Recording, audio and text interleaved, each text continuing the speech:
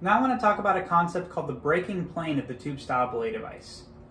So if we orient our belay device up, we can take the top of it and imagine a flat surface or a line extending from the top of the device out in front of us forever. And this is called the braking plane of the device. And here, I'll show you with the rope what that looks like. So it's just a line coming from the top of the device that comes in front of us and extends out forever. So the braking plane gets its name because when our hand is on the brake strand, right, the brake side of the rope, and it's below this imaginary line, we're said to be in the braking position. Now the braking position is what allows you to catch a climber if they fall, right? So you can see that when my hand is in the braking position, right? So the brake strand is under this imaginary line right here.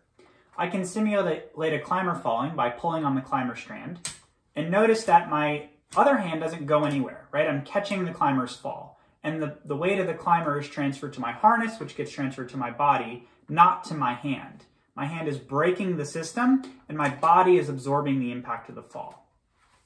So the farther below the braking plane you are, the easier it's going to be to catch a fall.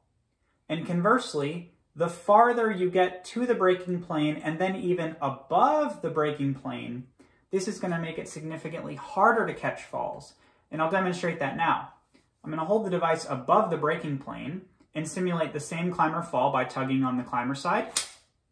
And you notice how my hand immediately gets sucked into the device. Now this can be super painful if the device pinches your hand and your hand gets stuck in there. It's a total mess. You don't want to do that.